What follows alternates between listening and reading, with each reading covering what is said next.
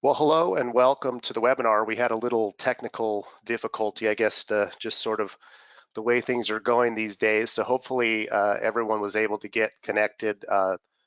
Two of us that are presenting were unable to get connected for the beginning of this. So welcome. Just a couple things. We will be providing the presentation as a PDF in a follow-up email, as well as the recording. So rest assured that if you have to leave or something, you can see the rest of it or share it with someone else. We're going to take questions at the end. We're starting a little late here, but I think we'll be fine. You can put the questions into the GoToWebinar panel, and then we're just going to kind of collect them, and I will moderate and feed them to the two presenters. With that, Jim, let's move to the introductions. So today, I'm David Kruglov. I'm Managing Director at ShareSquared. The stars of the show are Bruce Miller, who many of you may know. He's a regular speaker at ARMA and around the world. Really, he's been doing records management for a very, very long time. And then Jim Duncan, who is ShareSquared's chief architect and a certified master, Microsoft certified master. Next slide, Jim. And I'm sorry about that. Okay, and so today the overall topic is developing an effective RIM program. Bruce is going to cover some of the concepts, requirements, and how you measure the outcomes of sort of the things that you put in place. And he'll also teach you about how to create a comprehensive modern retention schedule. We'll then switch over to Jim, and Jim is going to do a little more technical deep dive. We'll start with defining some terms and then show you how we design taxonomies, and then do some demonstrations to show how a robust taxonomy supports search and classification, folksonomy, things like that. So we'll get into some of the demos a little bit later, and then we'll close up, and we're hoping to end on time. And with that, I'm going to mute out here, and Bruce will take over. Okay. So the key thing to remember here is that we have to some extent, we have to leave behind traditional records management practices, techniques, and methods. We have to leave them behind. We're not going to ruin any of them or change any of them, but we need more stuff. So it has to change in order to support any deployment of modern EDRMS technology. So the first thing that has to be changed is the retention schedule. Even though your rules may still be valid and you can still preserve them, the structure, the approach, and the style of the retention schedule must change. The second is we have to take a hard look at how we support cases. How are case records treated? We have to be careful about how we approach individual documents, because one of the seminal principles of record keeping is we have to preserve the integrity of the records over time during the retention period. And there's two ways to do that nowadays. We have to measure that the system is working, and we have to get legally defensible disposition working properly. So, and we have to do it in a way that we can prove that it's working properly. Next. So there's three measures that we can use, and we're not going to go into mathematical detail today, but the three measures are important. These will prove that once fully deployed, your system is doing what it's supposed to be doing. The first is the qualification rate, which is how many records, electronic records, that should be managed as records are being managed as records. It's an aspirational measure, which is how many records should we be treating as records properly.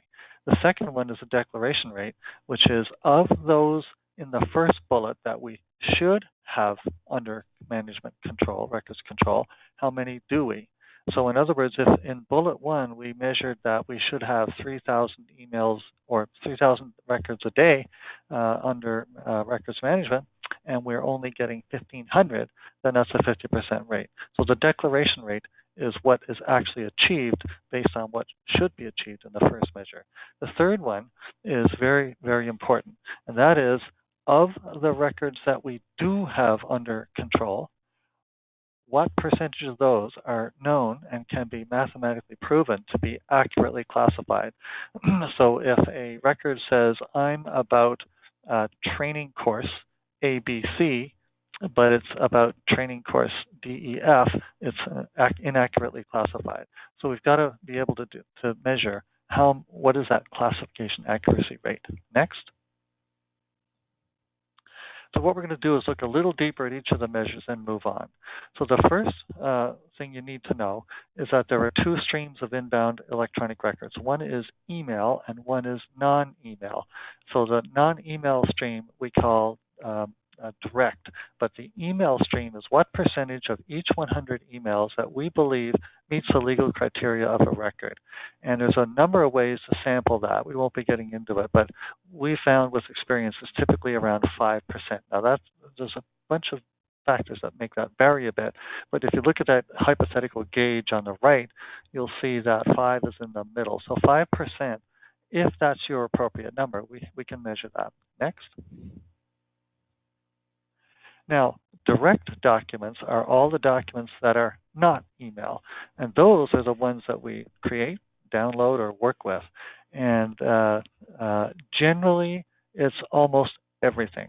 So rather than get ourselves tied up in knots trying to convince people or train them what are records and what aren't, we instead tend to say this. We say, well, let's just assume everything is, and let's treat everything as a record.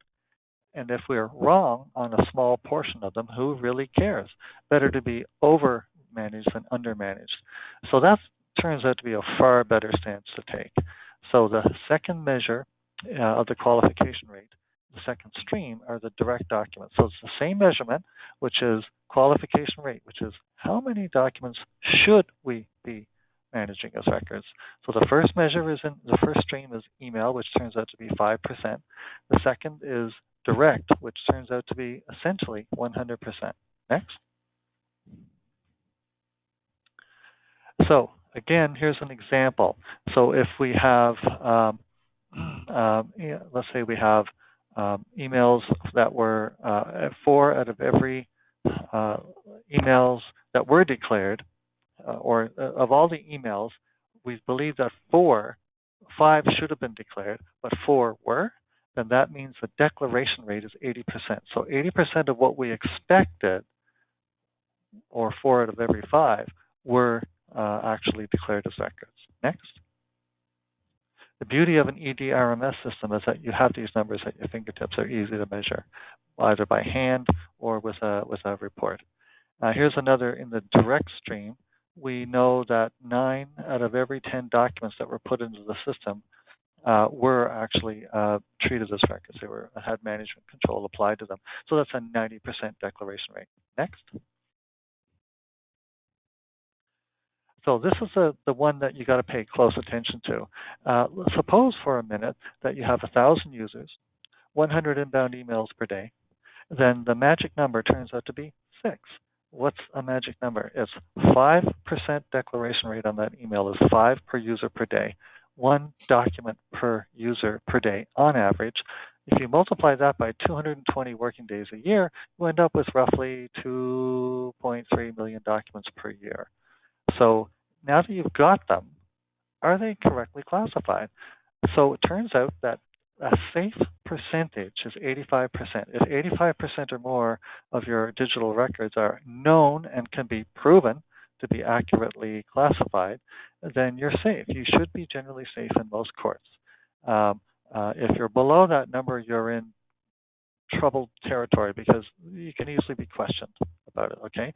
Most records professionals would refuse to conduct the disposition on 2.5 million documents if the classification rate is any lower than 85. I certainly would never support it. Okay, next. So this is what a hypothetical dashboard looks like. And yes, you can actually do that dashboard in most modern EDRMS systems. So the way to look at it is that there are 2 streams. A stream on the horizontal left, or sorry, the vertical left is qualification. That's one measure. The second horizontal is declaration rate. And they're split into 2 streams because email rates are different than direct rates. But they both feed into one number, which is regardless of what stream you came in on, what's the accuracy rate of those documents overall of the declared records, the ones that are being managed as records. And that has to be 85% or higher. Next. Okay, So now we're going to focus on each of those 5 things we mentioned earlier that you're going to run into in order to have a good IG program.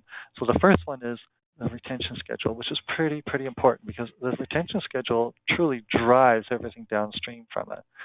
So you need to build an EDRMS or software-ready retention schedule. And that means that it's machine readable. It means that it's going to assign retention based on the value of a record, which is a little different than what we used to.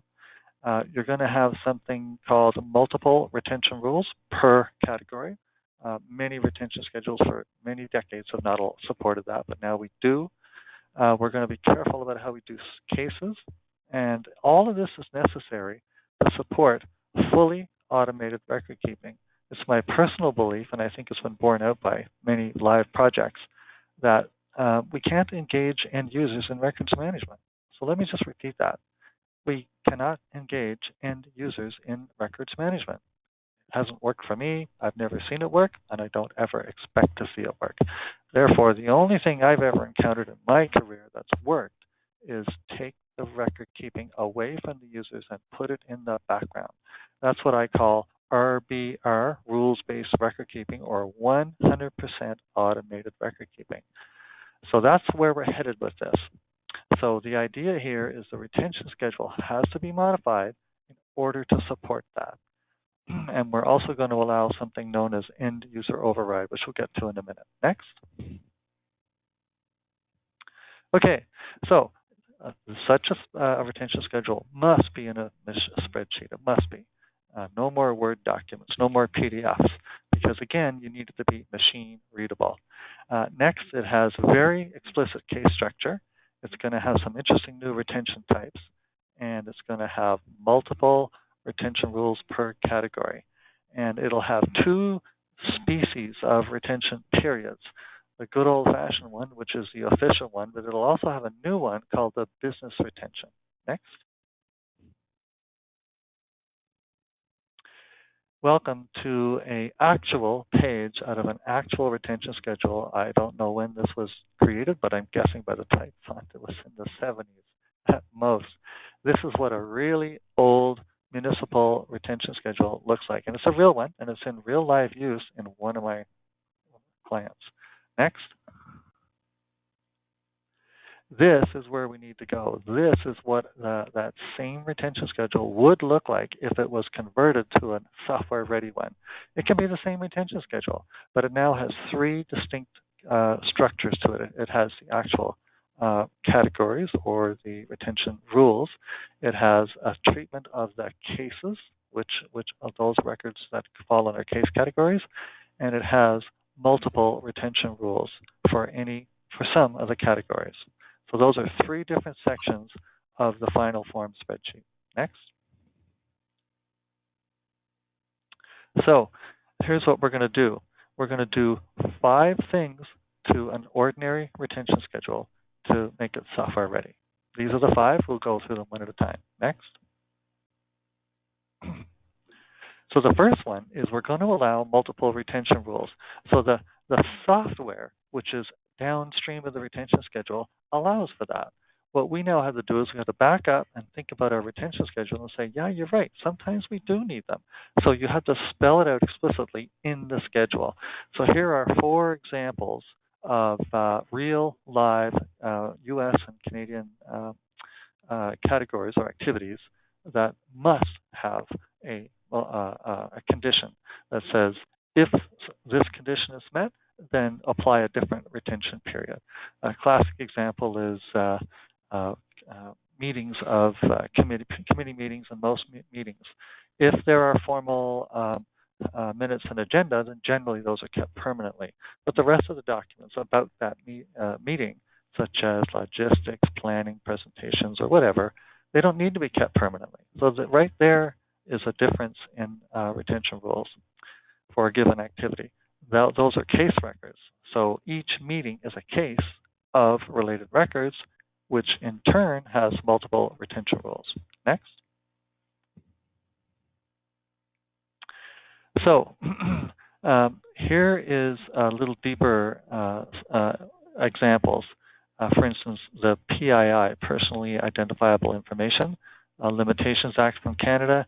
There's plenty of cases where the law forces multiple retention rules. You'll see later that just day-to-day practicality permits and allows for greater granularity. Next. So here's an example right here of a retention rule that says that it's a real live one from a client of mine. It's in the human resources, and it's credentialing, employee credentialing. They have to be able to prove credentials in order to deploy someone on a particular job or job site or type of work.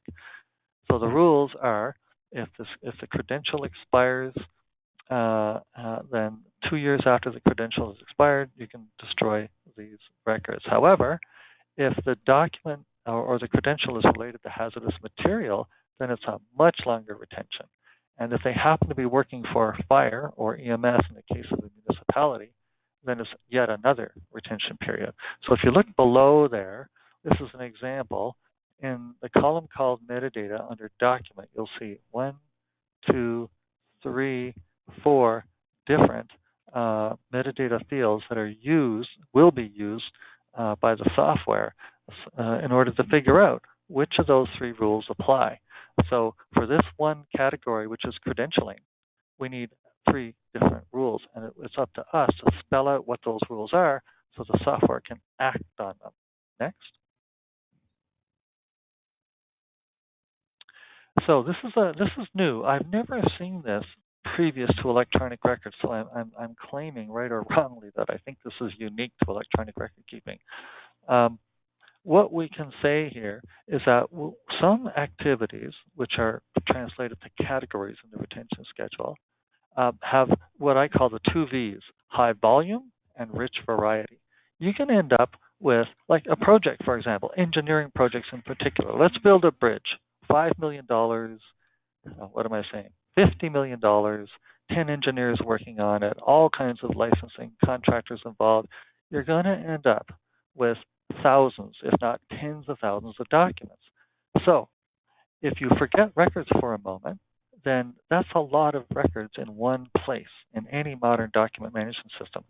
So the tendency of document management is, let's have a field where we can specify the type or the nature or the subject of the document in that pool of 10,000.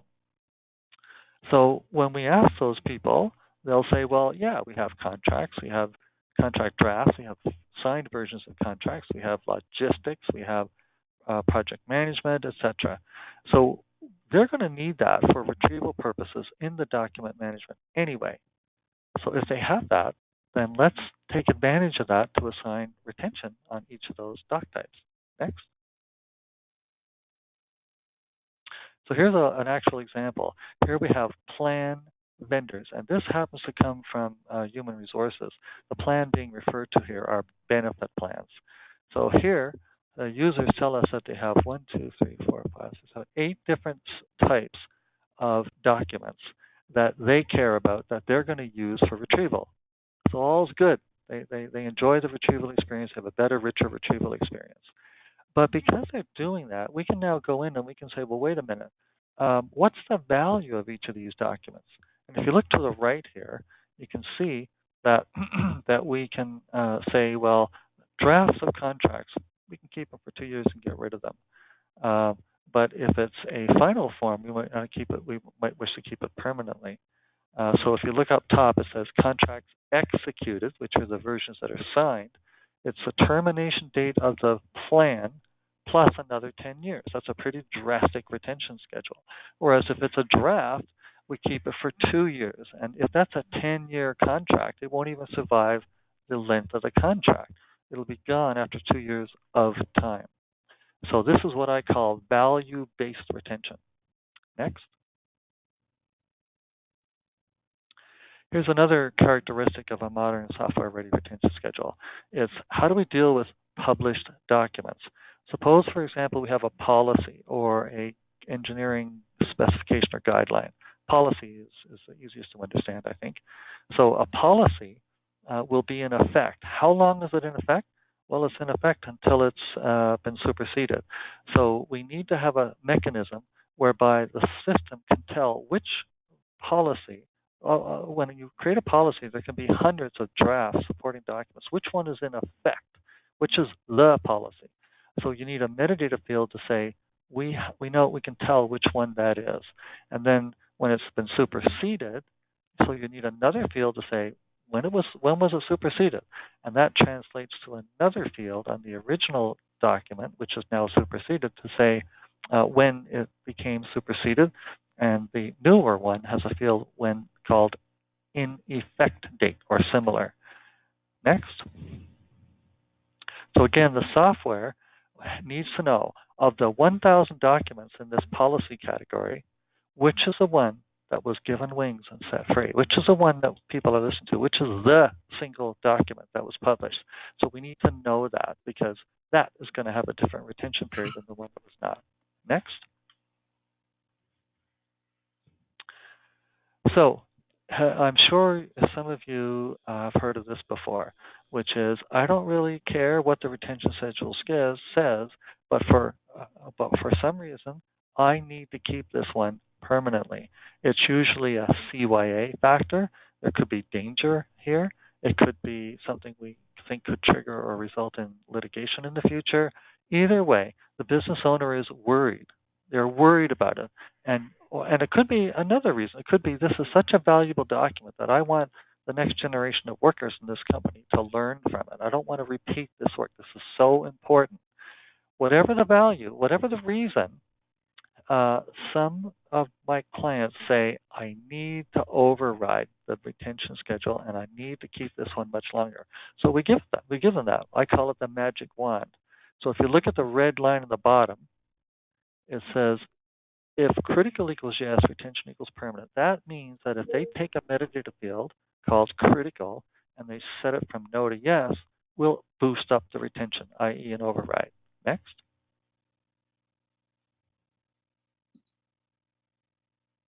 Hello? Okay. This is another characteristic here called continuous overwrite. It's actually a typo in this slide here. David, I know exactly where that came from. Anyway, so a continuous overwrite is a document like an Excel spreadsheet where you're tracking the tracking logs, or an actual database that's updated daily, weekly, monthly, but it's never ever versioned. It's continuously being overwritten, and that is something the system needs to know about. So the system cannot lock it down as a record, and it can't necessarily even apply a retention period to it. So this is a characteristic of the retention rule to say, stay away from this document. Next. So to finish off, we're just going to look inside a modern retention schedule and just take a peek at some of the characteristics. So here you have green rows and white rows. Green rows are case records, case categories, I should say, that are where we have records of like subject grouped together. The white ones are the opposite, which are continuous non-cases where the retention is a matter of the age of the document. Next. So here we have a special tab for cases. If you look along the bottom of this spreadsheet, you'll see a tab for different divisions in the company. Cases is one row for every case, and each row specifies the owner of the case and this naming convention of the case. Why? Well, let's take an example. Audits external, which is 4 rows down there. Each audit is an adventure of a unique name and a related group of related records. So the records related to Audit 7 are a different set of records from those from Audit 9. So what are we going to call these audits? So that's what the right-hand side is. What is the naming convention in the system? And the system is going to deploy a different container for every audit. Those containers cannot have the same name. And on the left-hand side, we have something called a case owner, because in the system, some designated user, we call them IMAs, Information Management Administrators, someone has to have the permissions in the software system to create these containers as they emerge and more importantly, to enter the end dates when they terminate. Next. So here it just shows that there's one row for every parent of the cases. In the case of benefit plans, you might have 50 benefit plans, HR benefit plans. Each one is unique, but in the retention schedule, we don't list all 50. We just list one. And then in this tab of the retention schedule, we show that this is how we're going to name and structure those benefit plans. Next. Okay, retention types. There are more these days than there used to be in the old days. So the time-based, T, and event-based, E, are good old-fashioned 50-year retention periods. What's new is D, which is I'm going to treat these documents, I'm going to destroy these documents based on a value in a metadata field. We call that document-based. Then there's R, which is relationship-based, which means we're going to destroy this document after it's been superseded. So it's based on the relationship between two documents. And O means stay away from this. It's a tracking log or a database. You can't touch this document. So you'll notice that each row explicitly tells the software what retention algorithm to use for that particular category. Next. So this is an example on the top of a real old-fashioned retention schedule. It's promotional and publication material. And you'll notice the active retention, inactive retention, and total retention. Very old-fashioned. Active is T/E, which is termination of event plus 1, and the total retention is therefore T/E plus 2, and then T/E, the event, equals when the content is published. Those were the words written 25 years ago. Now, with modern software, look at the bottom. We have to translate that.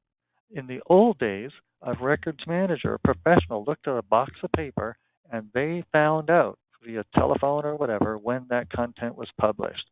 They did it in their heads. They did it manually. We don't have time for that with 2.3 million documents a year. The records manager cannot touch, evaluate, read, or assess any of these 2.3 million. Hence, the software has to do it and has got to get it right. So on the bottom, we have the type of retention is D. D meaning look at a metadata value. There's got to be a metadata field called published date. The published date is when the content was published. So the system delivers the necessary data through to the disposition engine. Next. So to finish off, this is the tab in the spreadsheet that shows multiple retention rules. If you look on your left, you'll see 8.1. That's one rule. That's one rule in category 8, which happens to be benefit plans. And here, the system is saying there are about, 10 different rules to enforce for benefit plans, depending on the value of the field called document type, benefit plans. So if it's actuarial valuations, it's 10 years and delete. If it's administrative, it's 5 years and delete. So that's how we handle multiple retention rules per category. So that's it. And next up is how we take all that retention structure and pass it up to the system so the system can act on it. So over to you, Jim. Thank you, Bruce. Great stuff. All right, so now we're going to get into a little bit of the terminology that we use when we're talking about a taxonomy to support the modern retention schedule and the rules-based records management. A lot of the things that we want to trigger on are based on metadata. So we'll dig into some of the words that we use to describe that. Our example today is a system called SharePoint. We'll be looking at some demos in SharePoint Online, but the concepts apply to other systems as well. Just the words will be different. So in some records management systems, those things that end up being defined as a category are called document classes. In our sample platform today, they're called content types, which is a way of assigning sort of a type to a document. And when we do that, we get a collection of fields that we can fill out with different pieces of metadata. And those will be used in search and workflow and custom views and our topic of choice today, records management. Some of those pieces of metadata will be a predefined list that a user must select from. We call those term sets over in SharePoint, but they could be called pick lists or drop downs. When it comes to classification, what we mean by that today is the system, the software, looking at the various pieces of metadata that are attached to any given document, and from that determining which category in the retention schedule that particular item should be connected to or stamped with. We call that the classification. A document itself, when you look at it, has a bunch of unstructured text in it. And that's useful to someone that's reading the whole document, but not great for things like workflow and creating custom views and doing records management. You have to actually pull some of that unstructured content out. An example would be the amount of an invoice. So if the system cannot determine the amount of the invoice by looking at a field, if the only place that is in the body of the document itself, then it's really hard to give the user a view of all the invoices over a certain amount. It's difficult to have a workflow decide who's going to approve that invoice based on the amount. So we look to pull information out of the document, which is unstructured, and put it in a structured format. Moving on. Again, what we're talking about is a document class or a content type. We have some practices about when you actually need a new unique content type. That's when you have distinct requirements for the metadata, the fields that go along with that document. Or if you want users to create documents with a specific template, in the system that we're looking at today, that document template is attached to the content type that we've defined. Workflows and business process management can apply to specific content types, as can distinct information management policies or retention, that kind of stuff. Can be based on the content type that's assigned to the document. So in our system of choice today, and in most systems, you'll see some default built-in pieces of metadata, such as the name of the document, when it was created and who did that, the last time that was modified and who did that. If the system in question supports versioning, you'll have a piece of metadata about the current version. These are just some examples. Now, one of the practices that we like to use is this concept of inheritance. So some systems support defining a document class or content type in a flat structure. Everything is its own unique definition, and they're not related in any way. Systems like SharePoint, they have a functionality called inheritance. So on the left here, we're looking at a flat structure where every content type or document class is unique in and of itself. On the right, we're looking at a system that has an inheritance model where we can define one document class or content type and assign common functionality or metadata to that, and then use that as sort of our template to create other more defined content types or document classes. When we do this, this gives us an opportunity, like I said, to define sort of a template structure for most of our content. As an example, if we determine that every single document that we put in our system needs to have some trace back to the department or division or subsection or committee that created that content, we'll use a field called business unit. Same thing with a document type. So going back to Bruce's example, where we had different types of documents all kind of related under the same category, we use a document type or a case type field for that. In addition, we might need a case manager or a person that's responsible for that document, regardless of who uploaded it to the system, regardless of who put it into the system or last modified it. That could be a temporary worker doing a mass upload and not necessarily the person to reach out to if you have a question about the document. We always want to give users a way to briefly summarize the document so that when we're doing a search, we can look at that synopsis of the document or abstract of the document to get a little bit more information without having to read the whole thing.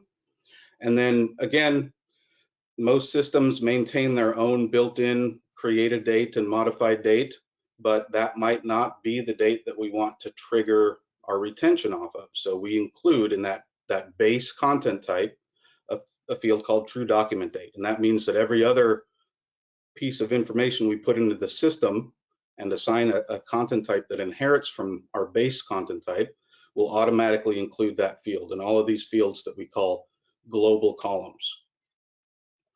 So here's a visual example of that inheritance pattern. This is contractual documents. So our system has a built-in content type called item, and it's the parent of a built-in content type called document. But then we insert our own base content type called company document, and we add those global columns to that. And then we branch out from there for more specific types of content. Another way of looking at this is this slide right here. We have our company document on the left, which is our base content type and has all of our global columns added to it. And then we use that as the parent for our contractual document. And for a contractual document, we add additional pieces of metadata to it, such as the contract number, the effective date of the contract, the expiration date, and who the contract is with. And then that, which we call a sort of a generic content type, becomes the parent of things that are more specific kinds of contractual documents, like insurance certificates, master service agreements, non-disclosure agreements.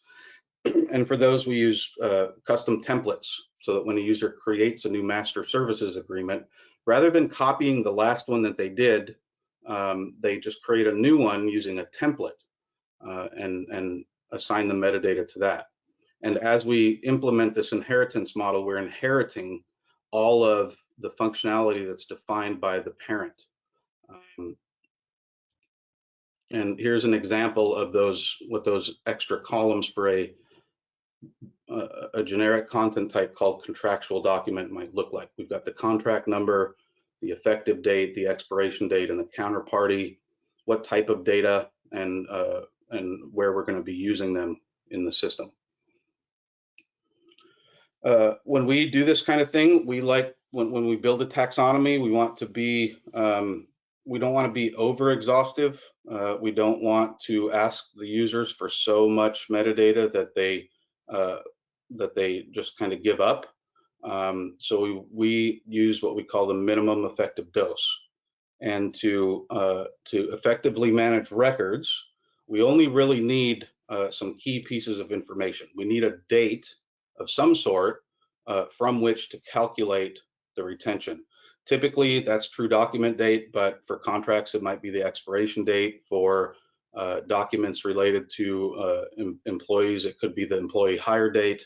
So some sort of date to calculate our retention on. We'll need unique identifiers like permit numbers and employee IDs that we can use to maybe look up in another system more information about that particular asset or permit. And then we also collect metadata for things that we know people are going to be searching on. And we'll see some examples of that in our demos, which are coming up next.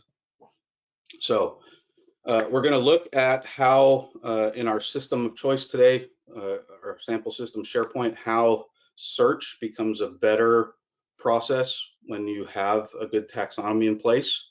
We'll look at the way that we design that taxonomy using Excel, and we'll look at a demo of a way that we can sort of ease the burden a little bit on our end users so that we can automatically apply some of that metadata using a tool that we built called Taxonomy Tiles. All right, so let me get out of PowerPoint here and I will bring up my demo environment. In this example, this is a SharePoint site in SharePoint Online, built for the accounting team in our little company here. And the scenario here is that the accounting team has been given a SharePoint site and they've been told that this is where they need to store all of their documents. So that's what they're doing here. And this view of this library shows those default built-in pieces of metadata that come with this particular system. So we've got the name of the document here. We've got when it was created and who did that, when it was last modified and who did that. And that's pretty much it when it comes to the built-in metadata that we get with this particular system. I can search in this library. For example, if I'm looking for an invoice, I can do a search for the word invoice. And you'll see here that I get all of these documents here, one of which is not even actually an invoice. This is a document about processing, how we actually process invoices. What I don't see in my search results here is this document, which is an invoice, but it doesn't have the word invoice in it. It's this particular vendor that sent us this one, they call it a bill.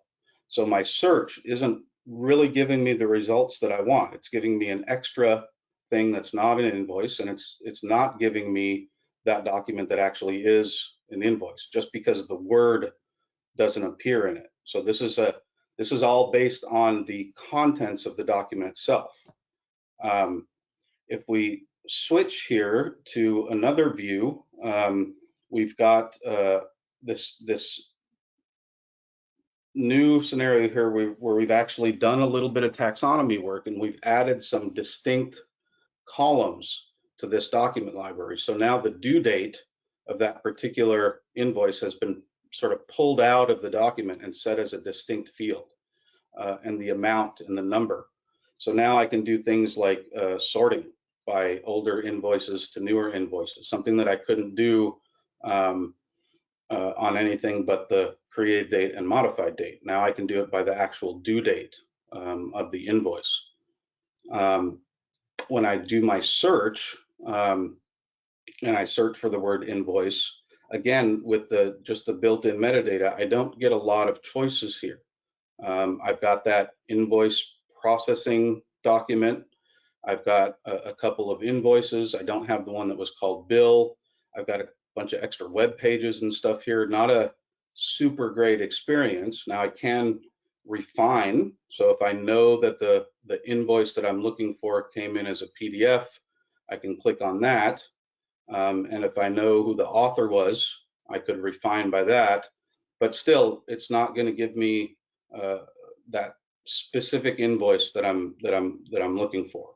I have to do a little more work to be able to find that.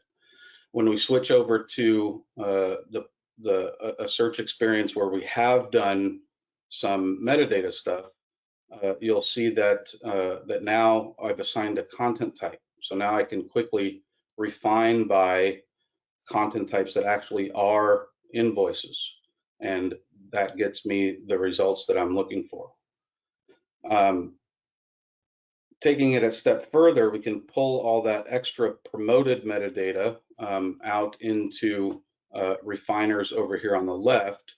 So now I can actually find invoices that were just sent to a customer, or just invoices that we received from a vendor. So we get to do a little bit better searches. We can even search for invoices that are over a certain value here. Or if we really just want to create a custom search experience that's designed just for finding invoices, that's what we've done on this particular page right here.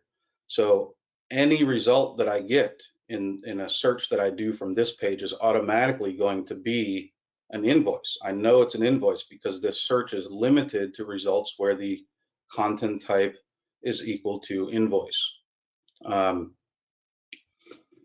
Jim, we have 10 minutes left, and I need a few minutes for closing, so you'll want to pick it up a little bit. All right. So now we're switching over to how we do the taxonomy design. We do this in Excel. Again, our target platform for this particular demo is SharePoint, but the same concepts can apply to any system that lets you design your taxonomy. On this tab, we're defining all of our content types. So here's the 4 that we looked at earlier, the contractual documents. We've got our financial documents defined here. Here's our invoice content type and a description about that. We also define all of the individual fields or columns, the pieces of metadata that we're going to have available to us in the system and all of their settings. And then those come together to define for any given content type which fields are included. So if we look at our base content type or our generic content type here called contractual document, we'll see that we're inheriting all of these fields from our parent content type. And then just like we saw in the PowerPoint, we're adding additional columns to that at the contractual document level. Another way to look at this data is in a matrix view. So this is a pivot table where we can basically grab any content type here and just quickly see what fields are included in it.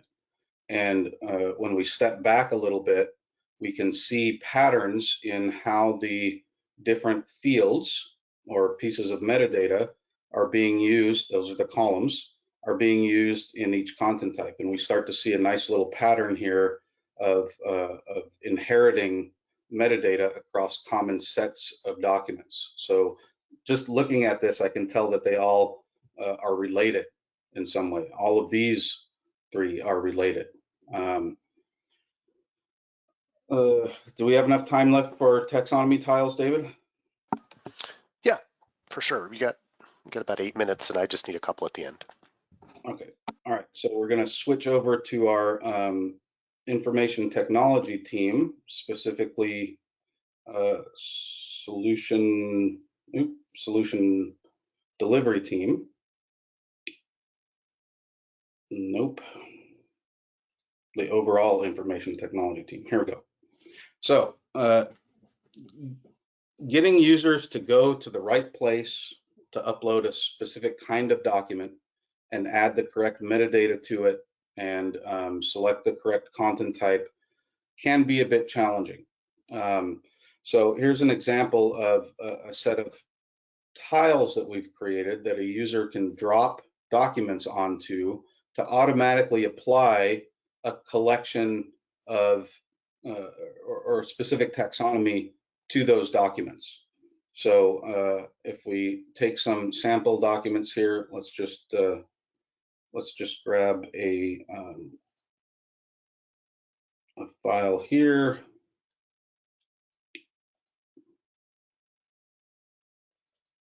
If I grab a PDF document here and I just drag it onto the procedures tile, it gets uploaded. This tile is configured to put that document in this site, in this document library, and apply the procedure document content type to it. So if I refresh my page right now, we'll see a new document in the library that has automatically been given the content type of procedure document, a document type of standards and guidelines. It's been assigned to the business unit called information technology, and the true document date was automatically set to today.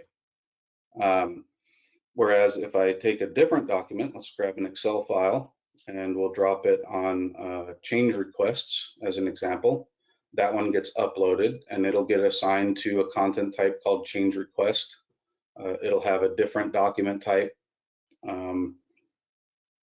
and same business unit and true document date in this example, but That's doing it that way is compared to clicking upload, choosing a file. Let's just grab this one.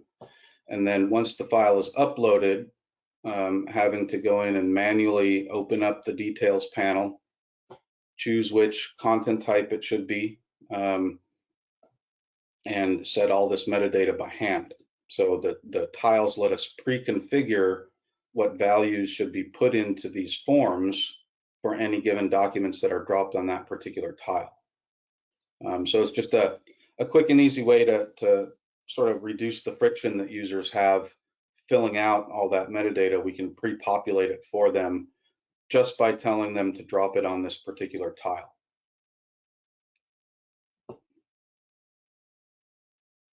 And David, I believe that's it. Okay. If you want to go back to the slide Yep. presentation, please.